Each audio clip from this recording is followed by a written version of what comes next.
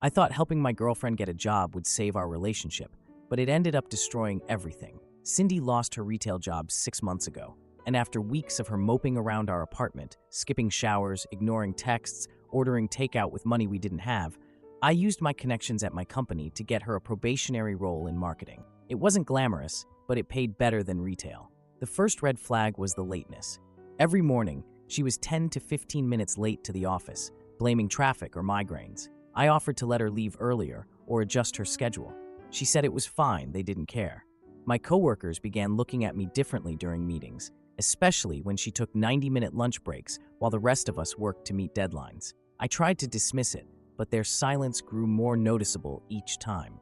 The day of her presentation was supposed to fix everything. Her manager had given her a chance to prove herself with a campaign pitch for a local client. We left the apartment with 45 minutes to spare, but halfway there, she decided to stop at a gas station for a Diet Coke. I checked the clock and noted we were already 15 minutes late. She dismissed my concern, saying it would only take 2 minutes. However, it extended to 5, then 10 minutes as she chose between chips, redid her lipstick, and forgot her card's PIN. My phone received a Slack message from my boss asking where I was. I had no more excuses for being her driver, so I drove off while she remained at the register with a Slim Jim. She arrived 20 minutes late to her presentation. She forgot the flash drive with her slides and spoke about brand synergy without providing examples. When the client asked for metrics, she did not respond. Her manager ended her probation that afternoon. I found her in the parking lot, accusing me of setting her up to fail and claiming I preferred being a corporate employee over being her partner. I did not mention the Slim Jim.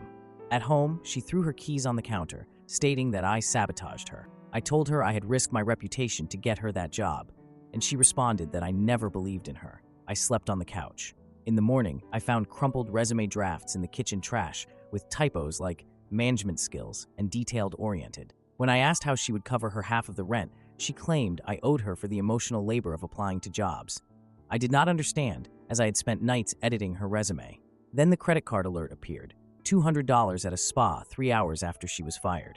She did not deny it, stating that she needed to decompress and that I would understand if I cared about her mental health. My boss called me into his office later that week, asking if everything was stable at home. I lied and said yes. Her sister called on Thursday, saying that Cindy was trying her best and that I needed to be more supportive. That same day, I noticed Cindy's laptop open on the coffee table. The Netflix history showed 8 hours of reality TV during workdays. When I brought up budgeting, she responded rudely and threatened to leave if I continued.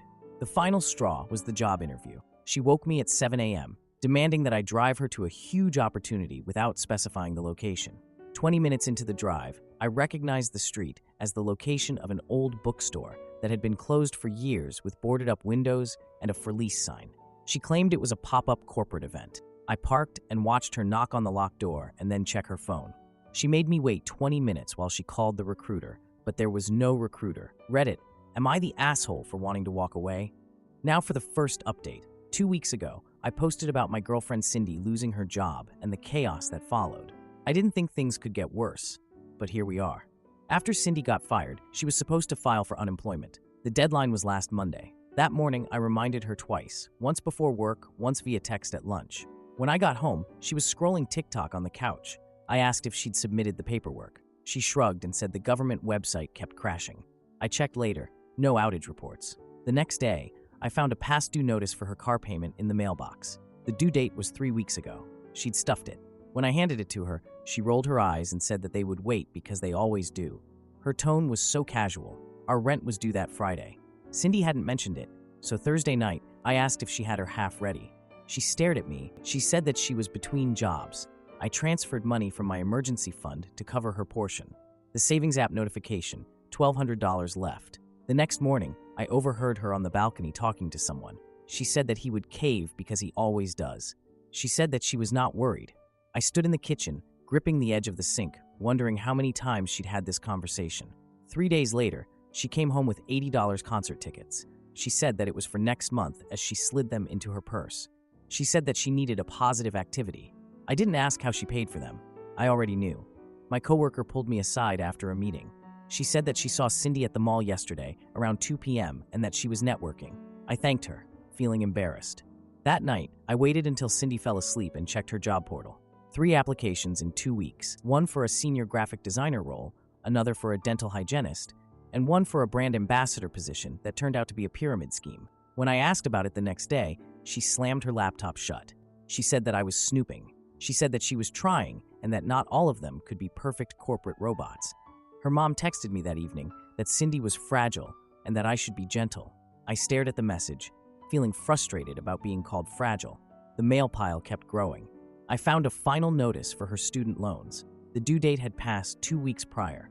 When I showed her, she tore the paper in half and said that they were just trying to scare people. I suggested temp agencies. She scoffed and said that those jobs were for desperate people. I didn't mention the emergency fund or the credit card statement I'd found that morning, showing a $500 balance at a sushi place she'd forgotten to tell me about. My credit score dropped 50 points last week. When I told Cindy, she scrolled through her phone and said that scores can bounce back and to relax. That same day, she begged me to ask my boss about remote marketing roles. I swallowed my pride and pitched her to him.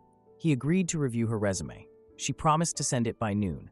At 4 p.m., when I asked if she'd sent it, she said that she had totally forgotten and asked me to forward her old resume.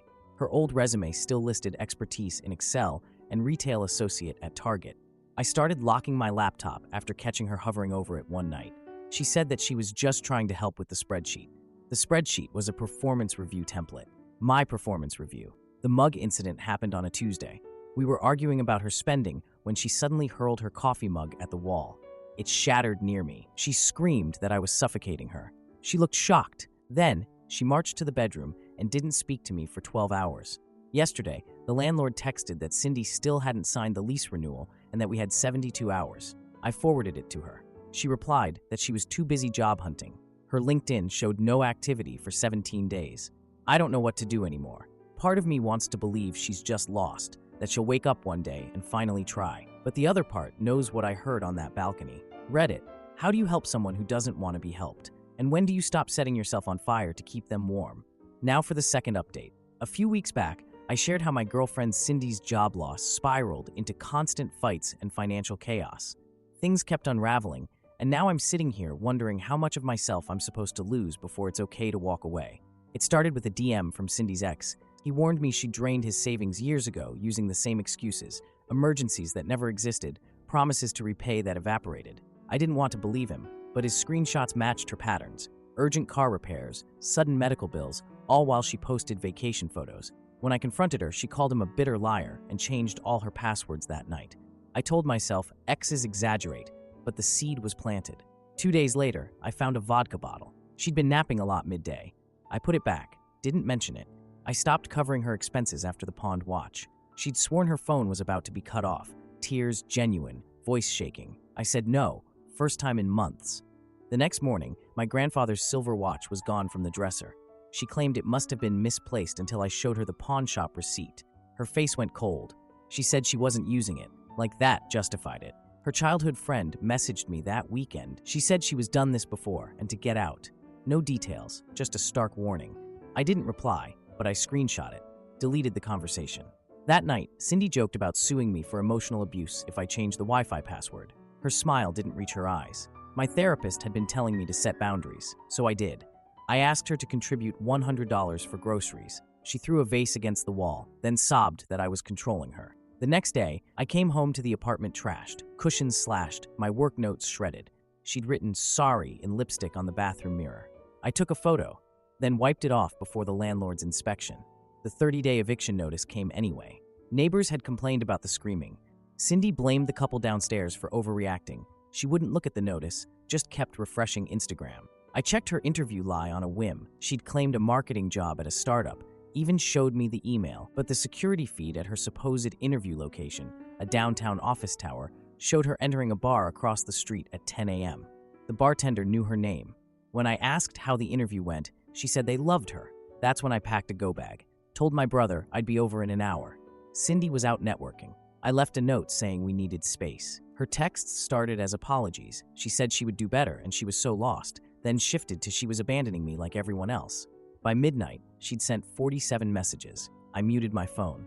Returning 3 days later, the apartment reeked of burnt popcorn. My work laptop was open, my cloud drive empty. 6 months of client reports, gone. She swore she had just been cleaning up files. HR called me in, asking why my projects were missing. I said I'd had a hardware failure. Didn't mention her.